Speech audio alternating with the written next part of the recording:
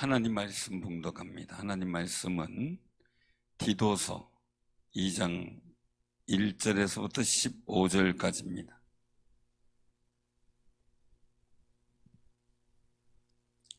디도서 2장 신약성경 389쪽.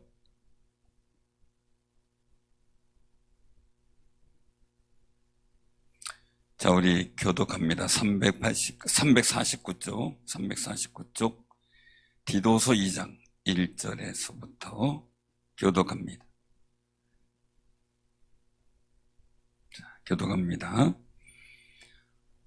오직 너는 바른 교훈에 합당한 것을 말하여 늙은 남자로는 절제하며 경건하며 신중하며 믿음과 사랑과 인내함에 온전하게 하고, 늙은 여자로는 이와 같이 행실이 거룩하며 모함하지 말며 많은 술의 종이 되지 아니하며 선한 것을 가르치는 자들이 되고, 그들로 젊은 여자들을 교훈하되 그 남편과 자녀를 사랑하며 신중하며 순전하며 집안일을 하며 선하며 자기 남편에게 복종하게 하라.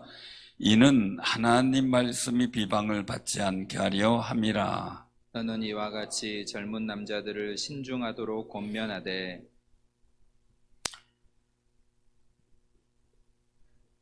범사에 내 자신이 선한 일에 본을 보이며 교훈에 부패하지 아니함과 단정함과 책망할 것이 없는 바른 말을 하게 하라. 이는 대적하는 자로 하여금 부끄러워 우리를 악하다 할 것이 없게 하려 함이라. 종들은 자기 상전에게 범사에 순종하며 기쁘게 하고 거슬러 말하지 말며 훔치지 말고 오히려 모든 참된 신실성을 나타내게 하라. 이는 범사에 우리 구주 하나님의 교훈을 빛나게 하려 함이라.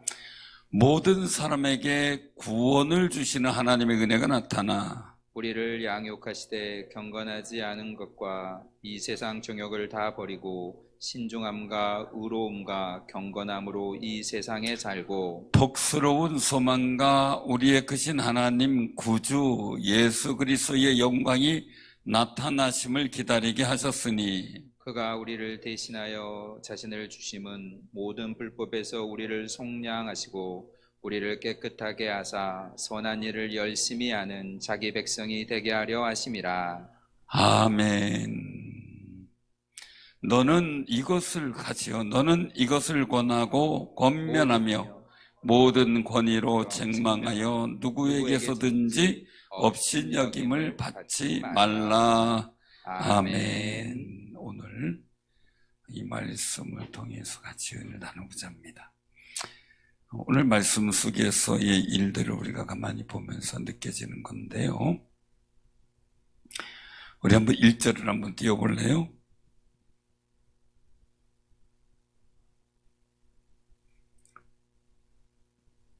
자, 1절 우리 한번 같이 봉독합니다.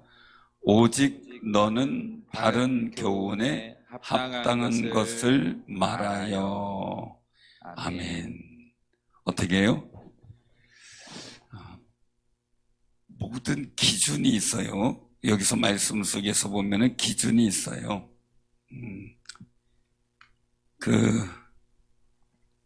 오늘 말씀 속에서 꼭 기억해야 될 것이 있는데요.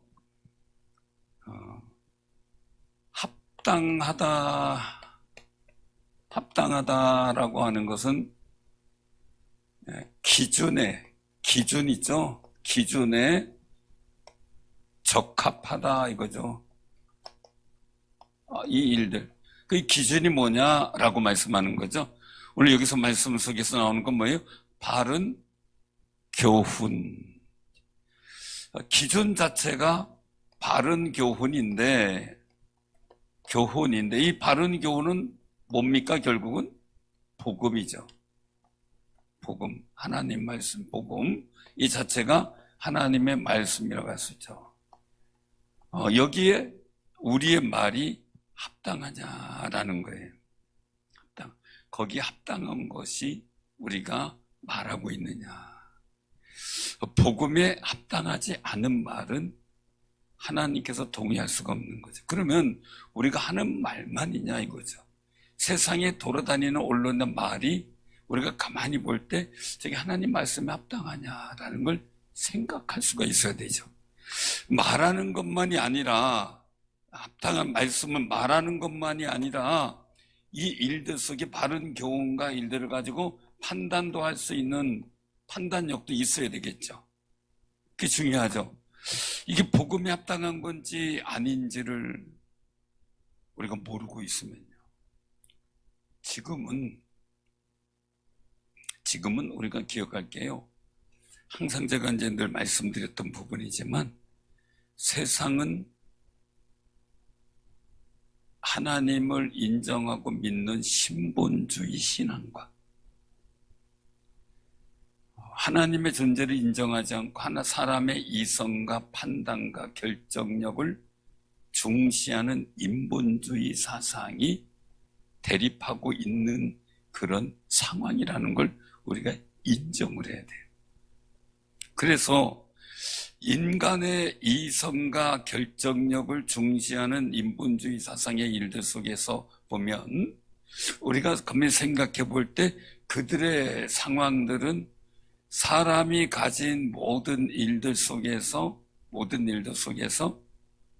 판단하고 결정하는 것이 옳다라고 생각을 해요. 그러나 우리는 성경을 통해서 보면 어떻습니까? 사람이 태어나면서부터 악을 가진 존재로 태어난 거죠. 그래서 성악설이라고 얘기를 하죠.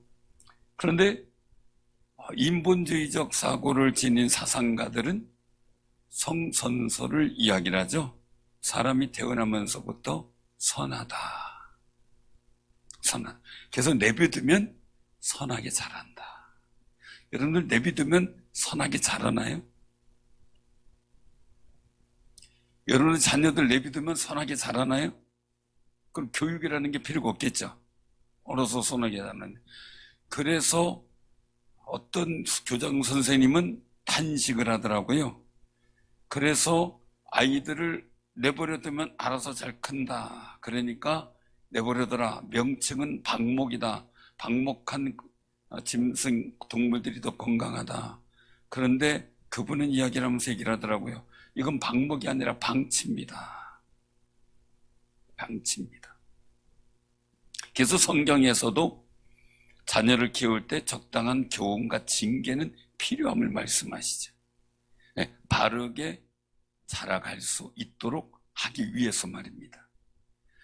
그래서 우리가 기억을 할 일들은요, 세상에 되어지는 여러 가지 언론들이나 말들이나 여러 가지 일들, 뭐 신문이나 잡지나 아니면 여가 전문지나 이런 데 가만히 보면은 다 나름대로 자기들의 사상과 자기들의 의지와 자기들의 어떤 집중하고 있는 전문가적 지식에 주장을 싣고 있죠. 그런데 우리는 분명한 것은, 오늘 말씀 속에 있는 것은 바른 교훈에 합당한 것이냐라는 것을 우리가 기준을 갖고 그것을 보고 그리고 판단하고 내가 이 지식을, 이 정보를 받아들일 것인가 말 것인가를 결정해야 될 상황인 거예요. 우리가 있어서 가장 중요한 것은 뭡니까? 성경 속에서나 우리가 믿는 믿음 속에서 가장 중요한 것은 최대의 결정권자는 누구예요? 하나님이시죠. 그 기준은, 최고의 기준은 말씀이죠. 그런데 그 말씀에 거부된 것을 주장하는데 우리가 그걸 편성한다 그러면 하나님께서 마음이 안 좋으시겠죠. 그래서 오늘 여기서 말씀하는 것은 너는 바른 교훈에 합당한 말을 말하죠. 오직 이거예요. 자, 오직.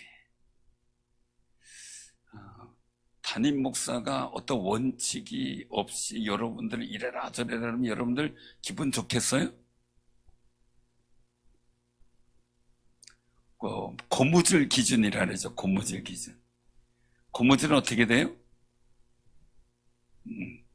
이만큼, 어떤 사람한테는 이만큼 늘리고 어떤 사람은 이만큼 재고, 그럼 어떻게 될까요? 근데 실제적으로 여러분들 그러고 있어요? 없어요? 자녀들 키울 때 장남이나 장녀는 어떻게 해요? 기준이 좁죠. 막내한텐 기준이 한없이 넉넉하죠. 연도 가정물이 스스로 볼 때 그렇잖아요, 그죠? 그런데 우리가 이런 일들을 보면서 한번 생각을 해봐야 될 게 있어요. 여기서 뭐냐면 분명한 바른 교훈에 합당한 것을 말해서 여기 오늘 말씀 2절에 보니까 늙은 남자.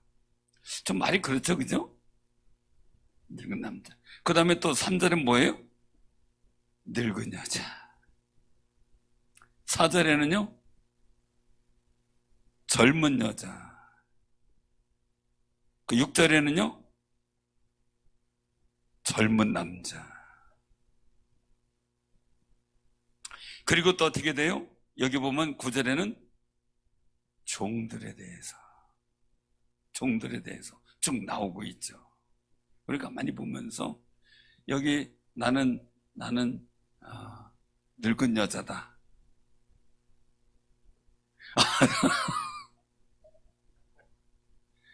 나는 젊은 여자다.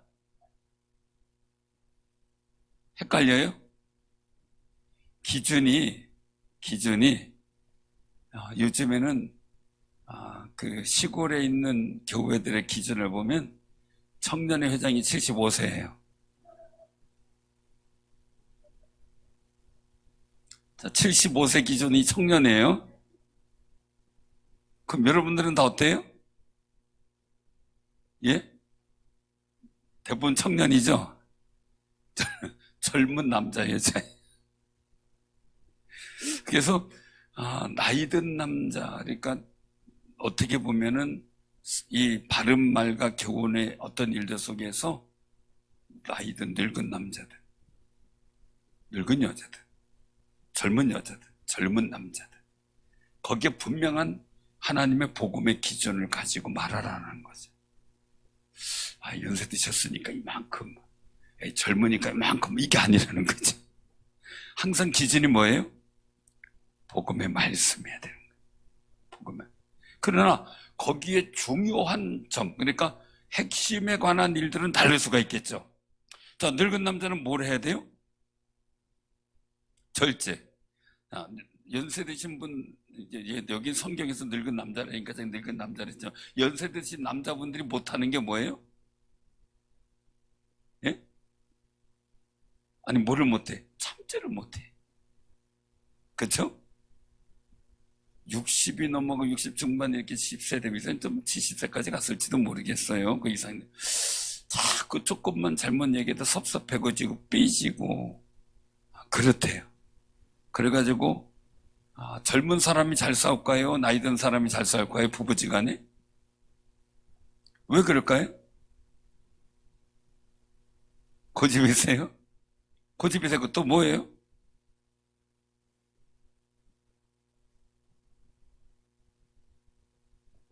아니, 부부를 얘기를 하는 거예요. 노인네들끼리야. 노인네들끼리야. 어떻게 보세요? 노인네들끼리. 자기 주장이 센다는 얘기는 뭐예요? 옛날엔 좀 참고 인내하고 이렇게 자제력이 있었어요. 근데 연세 드시니까 어떻게 돼요? 그게 잘 안 된대. 그래가지고 복하고 싸운대. 이 절제하고 경건하고 신중하고 믿음과 사랑과 인내함에 온전하게 하라. 이게 쉬워요, 어려워요? 왜 어려울까요? 연세 드신 남자분들 절제하래요. 경건하래요. 욱욱하지 말라는 거예요. 이게 정말 참지 못하는 그런 이런 일들이 자꾸 연세가 드시면 나타난다는 얘기가 있어요. 우리가 점점 연세가 들면 될수록 아주 품이 있어지고 자애롭고 그리고 인정이 넘치고 덕스럽고 그러면 얼마나 좋아요, 그죠? 그런데 참지 못하는 이 절제와 경건이 없으면 또 신중함이 있어야 되는데 이 신중하다는 얘기는 조금 더 깊이 생각한다는 거죠. 근데 절제가 안 되니까 어떻게 돼요? 신중함이 떨어지게 되는 상황이에요. 그래서 전에 제가 부목사 시절에 어느 권사님이 계셨는데 그때가 75세쯤 되셨어요. 그분이 허리를 다쳤다 그래가지고 찾아가 뵀더니 속상해서 막 우시더라고요. 이유가 대문에 들어가는데 거기 저기 블럭 있잖아요. 블럭, 담 쌓고 하는 블럭. 그 블럭이 하나 있어가지고 에이 저거 자꾸 가로고치니까 저거 들어 치워야지 하고 번쩍 들다 허리가 툭한 거예요. 그래가지고 몸져 누우셨어요. 그래서 내가 이렇게까지 밖에 안 됐냐라고 생각하면서 속상해 하시더라고요. 내 몸이 이렇게 됐다. 그래서 제가 그런 얘기 했던 적이 있었어요. 그때 30대 초반이었으니까. 이제 40, 50대로 생각하지 마세요. 벌써 75세시잖아요. 그러면 아들 시키든 아니면은 저기 허리 운동 좀 하고 하시든 그렇게 하셔야지. 그렇게 된다니까. 그게 안 된대. 저까짓 거 이렇게 해야 되지. 연세가 있잖아요. 몸이 기능이라는 게 떨어질 수 있잖아요.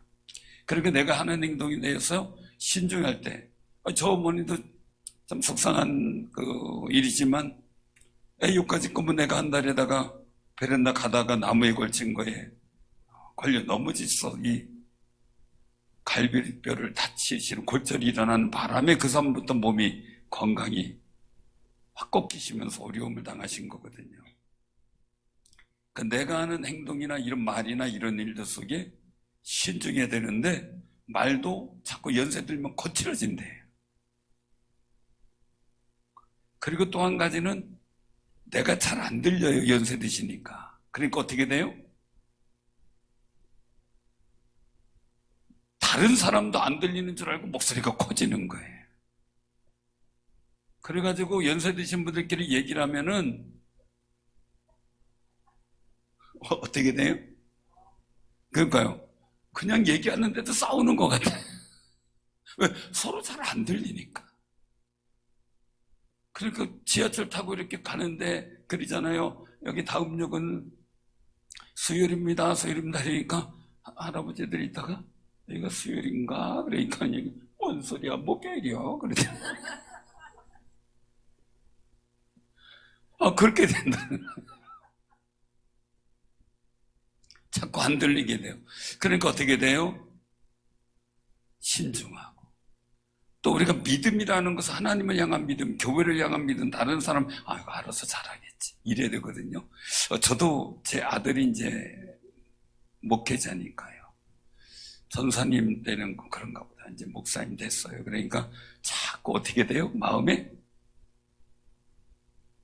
걱정이 돼요. 자꾸 제가 또 목회 먼저 했잖아요. 어쨌든 간에. 아는 것도 많고 경험도 있잖아요. 그러니까 자꾸 이래라 저래라 얘기해주고 싶어요. 교회 어떠냐, 하는 일이 뭐냐, 자꾸 묻게도 되고 말이에요.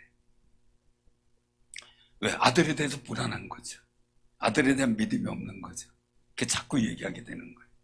그러다가 보니까 나중에 아내가 한마디 하더라고요. 여보, 당신 아들 나이 때 당신 어떻게 했는지 생각해봐. 가만히 생각해보니까 다 알아서 했어요. 그다음부터는 한 말도 안 해요.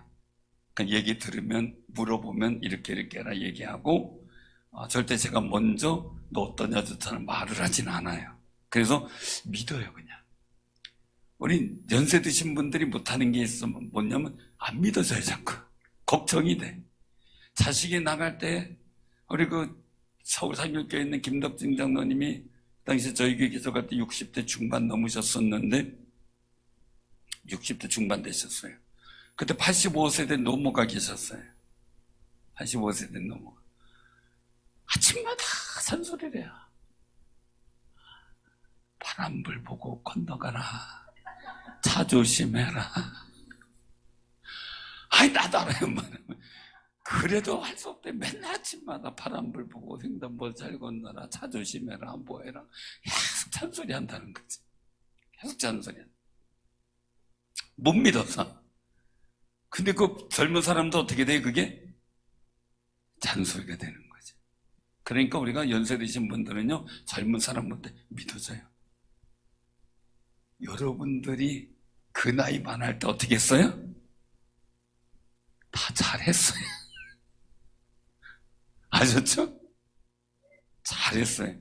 그런데 굉장히 중요한 일들이 있었죠. 사랑과 인내와 온전함, 이게 이제 나오는데, 늙은 여자는 어떻게 돼요? 행실이 거룩하고 모함하지 말고, 많은 소리의 종이 되지 말고 선한 것을 가르치는 자들이 되고. 자, 이 일들 속에서 굉장히 중요한 일들이에요. 연세 드시면 우리가 이제 그런 얘기를 하죠. 아기가 태어나면 힘이 제일 센 데가 어디예요? 아기가 태어나서 힘이 제일 센 데가 어디예요? 입이죠. 그죠? 그 다음에 어디가 힘이 세죠? 이제 그 다음에 뭐 이제 팔도 다리도 이제 힘을 얻어서 걸어야죠. 이제 걸어야 되죠. 근데 허리 힘이 세지는 거죠. 허리. 우리 손녀하고 아내가 자다가 몇 번 걷어채웠대요. 얼마나 세게 걷어차는지 아프더래요. 아마 꿈속에서 뭐 꿈을 꿨나 봐요. 그러니까 막 걷어찼대는데, 다행히 저는 옆에 멀리 떨어져서 앉아있어요. 층이 날라가지고. 근데 우리 일들 속에서 생각을 할 때요, 나이가 들면 허리에 다리 힘도 없고 허리 힘도 없고, 그 다음에 다시 나이가 들면 어떻게 돼요? 허리 힘을 잃어버려요. 그리고 팔다리 힘도 잃어버려요. 그럼 뭐만 남아요? 힘만 남아요. 입에 힘만 남아요. 그러니까 어떻게 돼요? 자꾸 잔소리 정도가 아니죠. 모이면 어떻게 해요? 제가 그 옛날 어르신들이 꼭 붙다가 옛날 일 좀 얘기하지 마시라. 그냥 앞으로 비전이 없어, 연세 드시면은. 근데 비전을 꿈꿔요. 천국을 꿈꾸고 하나님 은혜를 꿈꿔야죠. 그죠? 그런데 자꾸 모여가지고 누가 어떡쿵 저떡쿵 자꾸 얘기하면 쿵쿵 떨어지잖아요. 마음도 떨어지고. 그쵸? 그 정신력도 떨어지고. 그러니까 이런 일들 속에서 우리가 사랑과 인내, 선한 것을 자꾸 얘기하는 아름다운 경건의 모습을 갖고 디도가 좀 가르쳐라 얘기해. 가르쳐라. 저도 지금 오늘 그 얘기하는 거예요. 그러니까요, 연세 드셨을 땐 말은 어떻게 해야 돼요? 교훈에 합당한 말을 할 수 있도록 얘기를 하고, 어떻게 해야 돼요? 선한 것을 자꾸 얘기를 하고, 그리고 어떻게 사랑과 인내에 대한 일들을 자꾸 얘기를 하고 해요. 그래서 우리 스스로 온전하게 만들어갈 필요가 있는 거죠. 온전한 것. 그러니까 제일 좋은 건 뭐예요? 첫째, 기도. 아멘. 하고 싶은 얘기 있으면 하나님께 하세요. 기도하세요. 두 번째 뭐예요? 전도. 열심히 주님 전하세요. 이웃집 할아버지도 전도하고 할머니도 전도하고 젊은 사람도 전도하고 자꾸 전도하세요.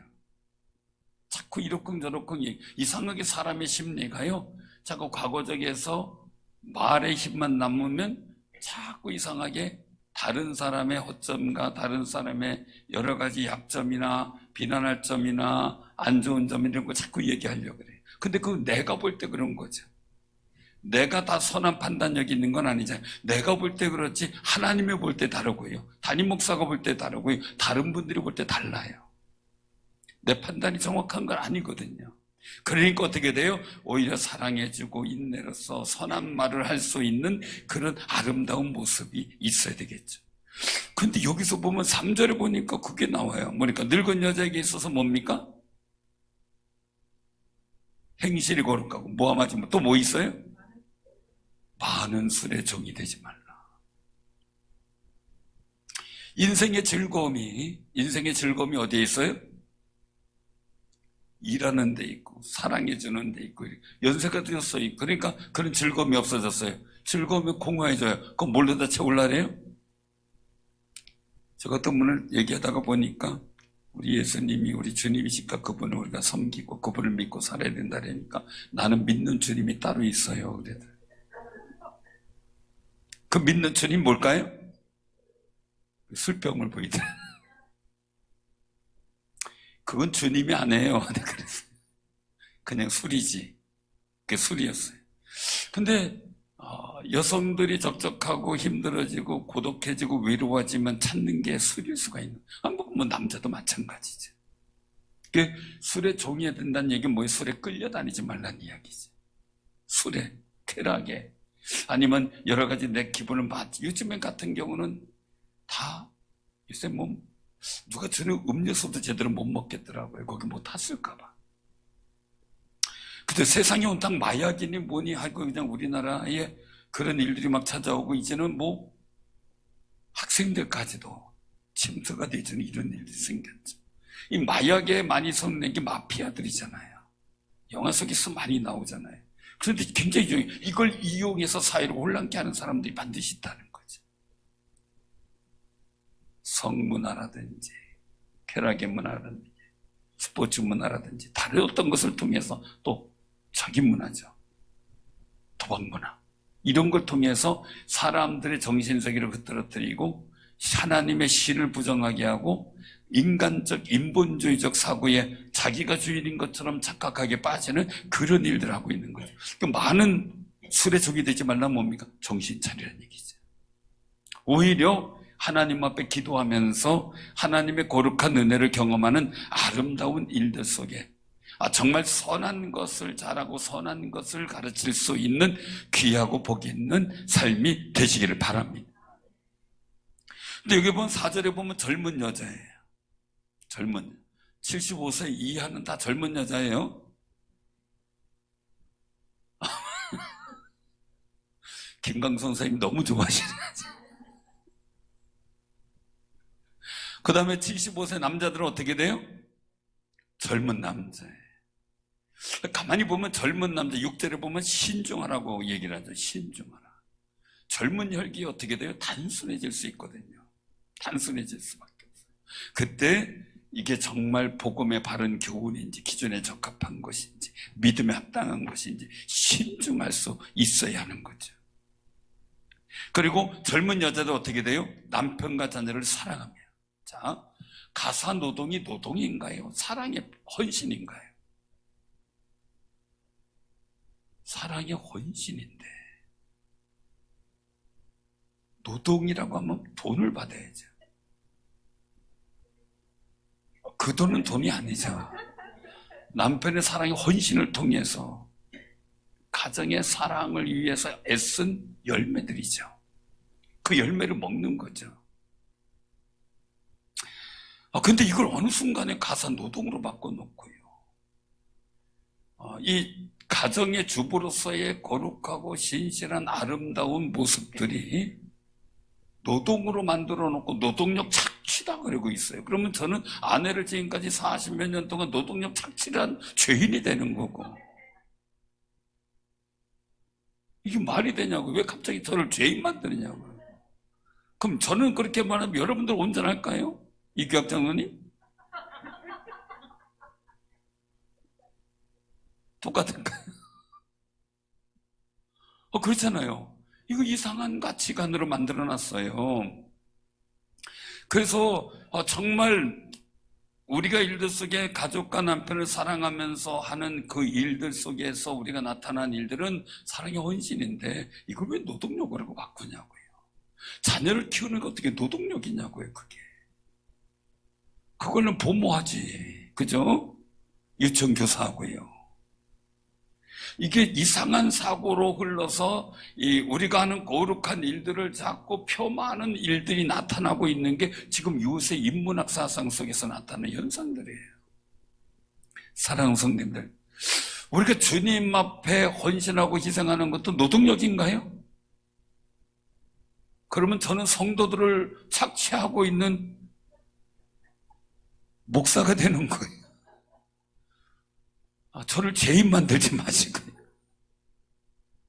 우린 거룩한 하나님의 사랑과 그 은혜를 위하여 아름다운 이야기를 만들어가고 헌신을 통해 주님의 거룩한 복된 나라가 이루어지기를 소망하는 아름다운 삶을 살아가고 있어요.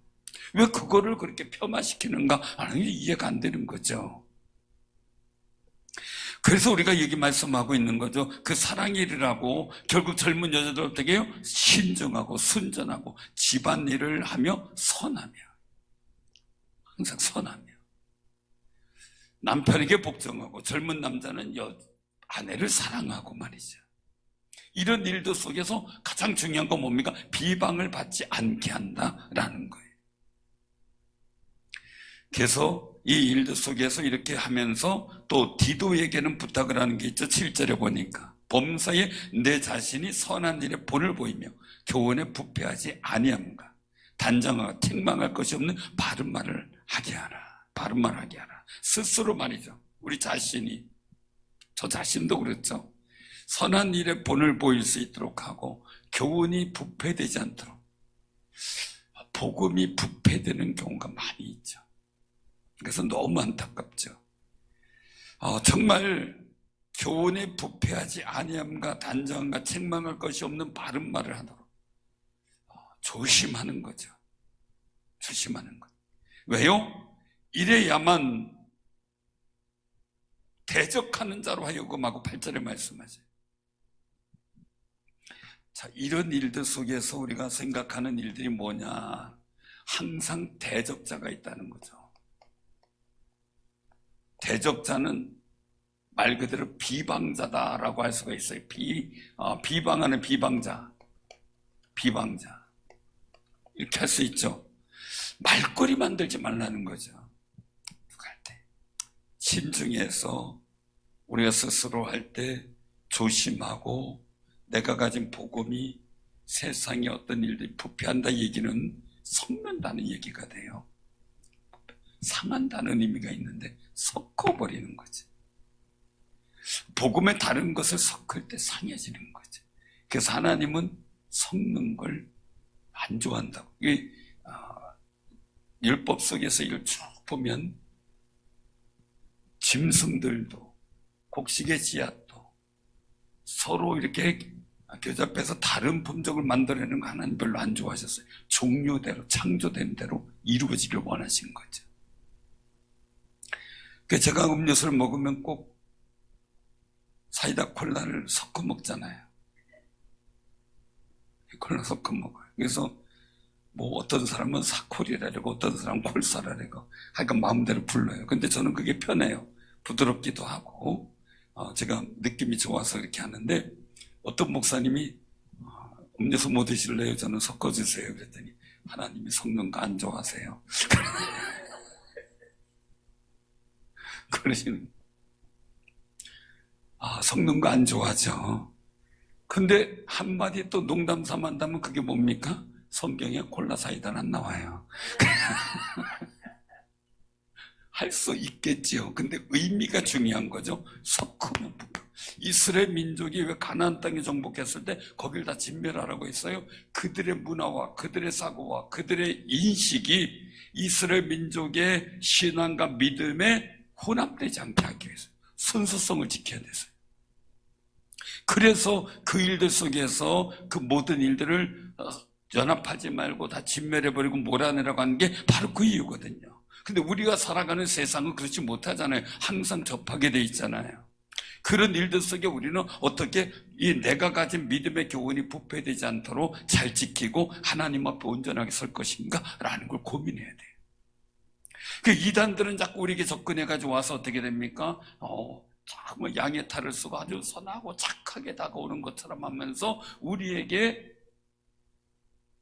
교훈을 섞어버리려고 하죠. 다른 교훈을 섞으려고 할 거죠. 그때 교훈이 부패되면 우린 바른 진리를, 바른 교훈을 잃어버리게 돼요.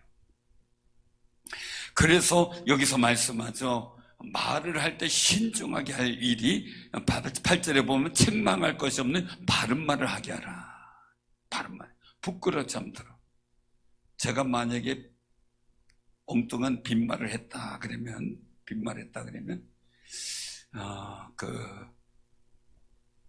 목사가 그래서 되겠습니까? 그렇게 하면 지금 할 말이 없잖아요. 목사님이 너무 가벼워. 이래도 안 되잖아요. 우리도 마찬가지죠. 그리스도인다운 품위가 있는 말을 우리가 할 때, 경우에 합당한 말을 할 때 지혜로운 거죠. 그래서 우리가 여기서 말씀하는 종들도 나오죠. 어떻게 돼요? 종들이 할 일은 뭐예요? 범사에 순종하고 기쁘게 하고 거슬러 말하지 말고 훔치지 말고 참된 신실성을 나타내라. 자, 종이라고 하는 자체가 사실은 나 살기 위해서 급급한 사람이에요. 나 살기 위해서. 그런데 여기서는 범사에 순종하고 상전들을 기쁘게 하라는 거죠. 오히려 이걸 잘한 게 요셉이죠. 근데 그 속에서 하나님이 함께 하신 거죠. 그래서 오늘 여기서 말씀하고 있는 게 그렇게 해야 될 일을, 훔치지도 말고 참된 신실성 나타나게 할 일이 범사에 우리 구주 하나님의 교훈을 빛나게 하려 합니다. 우리 대전신학대학교의 학장으로 계셨던 이자익 목사님이 계셔요. 그분은 종이었어요. 종이었는데 주인집이 교회를 세우게 된 거예요. 전도를 받아서. 거기서 열심히 신앙생활하다가 주인보다 더 먼저 장로님이 되셨어요. 그리고 후에 주인이, 그 주인집 그 양반이 장로가 됐어요.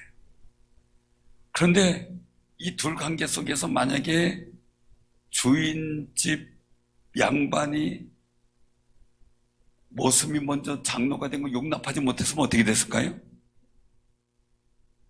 내쫓을 수 있겠죠. 먹고 살기 힘들어 상경에서 그 집에 가 살게 됐는데 그러지 않고 교회선 장로로 지배운 모습으로. 근데 한 집이거든요. 한 집 안에 교회가 있거든요. 근데 그걸 잘하고 후에 이제 집주인 양반이 장로님이 되셨어요. 이 모습이 정말 이 일도 속에 주인을 기쁘게 하고 순종하고 자기가 장로임에도 불구하고 거슬러 말하지 않고 참 신실성을 나타내니까 너무 기쁘니까 이 이자익 장로님을 신학대학을 보낸 거예요. 신학교를. 계속 목사님으로 세우셨어요.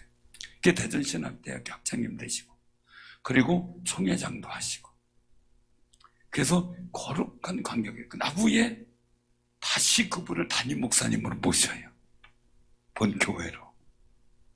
그런 아름다운 일화가 있는데 정말 그분은 그 속에서 순종하고 주인을 기쁘게 하면서 정말 참된 신실성을 나타내 보이니까 그 일들이 인정받고 어떻게 양반 주인보다 먼저 장로가 되고 말이죠. 그리고 다시 또 양반 주인은 그분을 신학교를 보내고 다시 목사님이 됐을 때 교회로 모셔서 담임 목사님으로 섬기고요. 이게 어떻게 가능할까라는 거죠. 하나님의 교훈이 빛날 때 가능해요. 하나님의 교훈.